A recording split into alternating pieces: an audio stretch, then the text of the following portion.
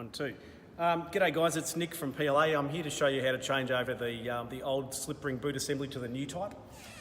The old type, as we all know, had the rubber boot on it with a little plastic adapter on the end that used to retain the boot. They break down over time, they're not ideal, and we've gone ahead and made our own version. So you'll see how that all goes together in a second. Just so you know, the parts required for the job are some new straight bootlace clips, the new adapter kit that's come to you. The new adapter kit will be like this, a cable gland, an extension and a collar.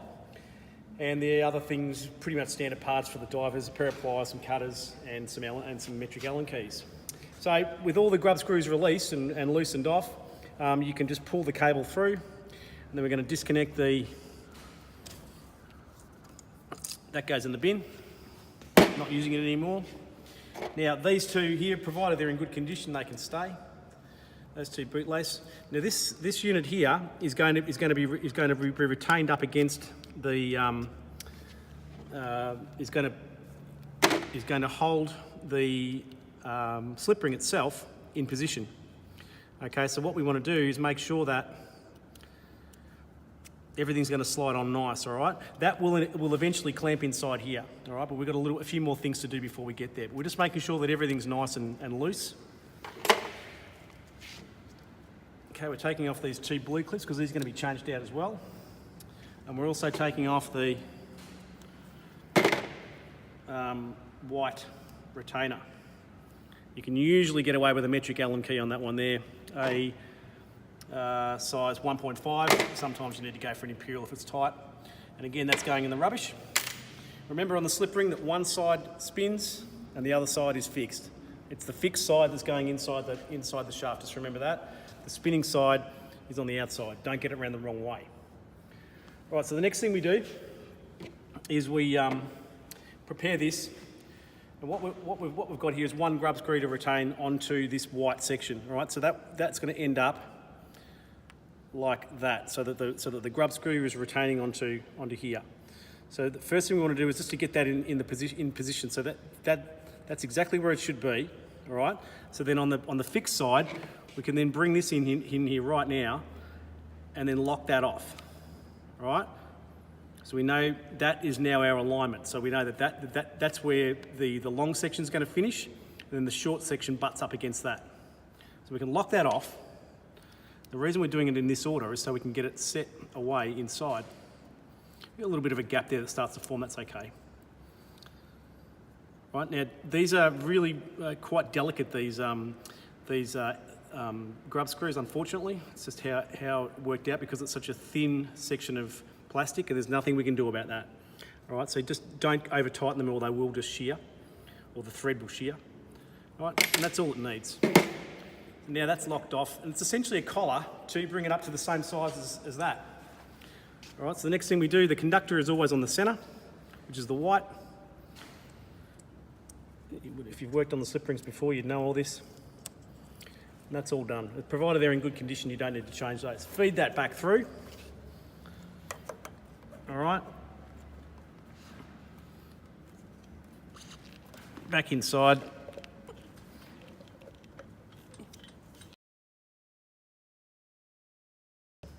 Yeah. As you'll see, we've edited this video because the collar got stuck as we're trying to put it in. What we've found is, if you just put on the adapter, put it over the back of the there, and then of the back of the slip ring, then you can just gently hit it in. And we essentially want it to go in so that it's, I don't know, 3 millimeters away from being out. That's good enough. Now these grub screws here, these 3 grub screws will take up. You can take these up fairly tight into the plastic, because we're not going to be damaging the slip ring, and that's done. All right, so that's now going to be rotating and this is going to be fixed. The next thing we've got to do is obviously cut this boot off, put it in the bin. Goodbye boot, never have any more problems with these silly boots. It's always been the weakest link on the diver and it's always annoyed me, and now we've got the solution. Now these, hopefully you don't need to remake them. If you just get a pair of pliers and back them off, 90-degree opposed to where you crimp them, they should just pull off. Let's see if I'm a liar or not. put that little bit of force on them. There you go, it has come off. All right, now we can put on red straights.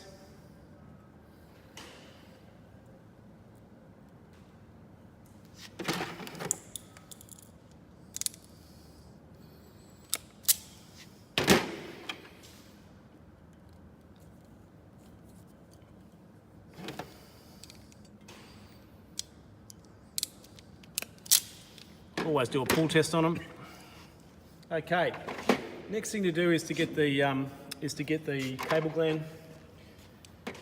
Screw that into with the gasket into the back assembly. We haven't got names for these things yet. This is brand new to us all. Sorry for using bad terms.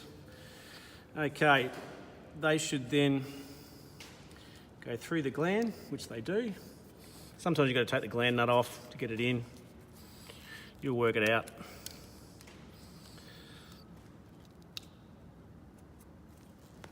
They do go. Okay, now we're taking the washer off. And now it should go. Remembering, of course, you could put these on after you've fed the cable through. That probably would have been easier, wouldn't it? So, what's happened here, Matt? You can stop. Now, the next stage is to get the adapter with the gland already attached. Obviously, remove the nut of the gland, which I've already done for you when you pack it for Worsley. But remove the gland. Insert the gland into the adapter. Now, as you'll see here, as we put that, it's not going to reach. All right, so we have to feed some cable back from inside the cabinet, inside the panel. So you don't need to be told how to feed cable through, I'm sure, but we're just going to release it off here.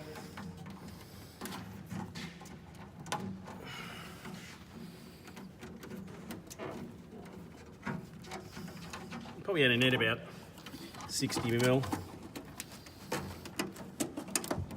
And once you get that 60mm through, feed it through still having a loop down the bottom. Maybe a little bit more.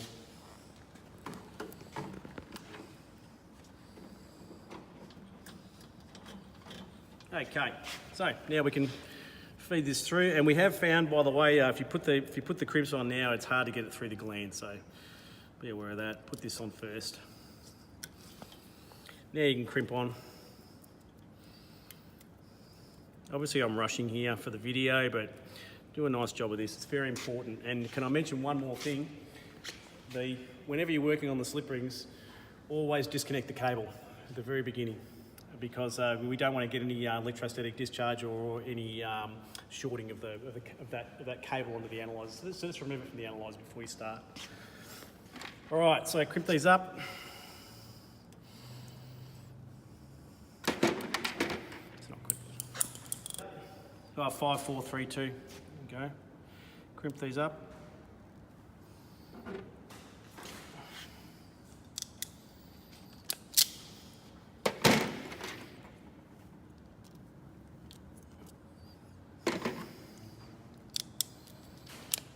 And don't forget to do your pull test on them as well. Now, remember the conductor is in the center and the screen is on the outside, so just spin him around to it so it's easier to get on. That one there is going to face that way, and then the screen's going to be around here.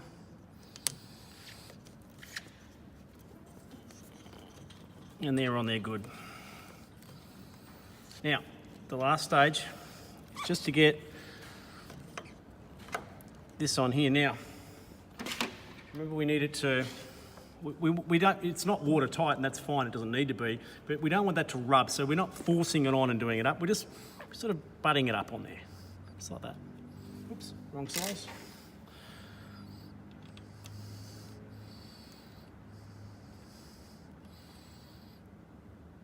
Okay, and that's pretty much it. Get the gland up.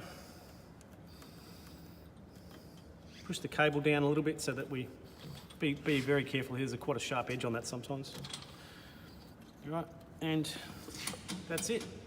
Now, as you're testing it out, make sure that this is not, go into manual mode and rotate it 3 or 4 times down and 3 or 4 times back up. Even though that's spinning there now, we can see that moving. Once the drum starts to to take, the cable should then hold that in position, all right? And, but if it's not, then just loosen that up a little bit so that it's not rubbing in here. Any friction will make that worse. And then don't forget to reconnect your cable. Test it, do your standard system health check on the sensor, and off you go. Thanks.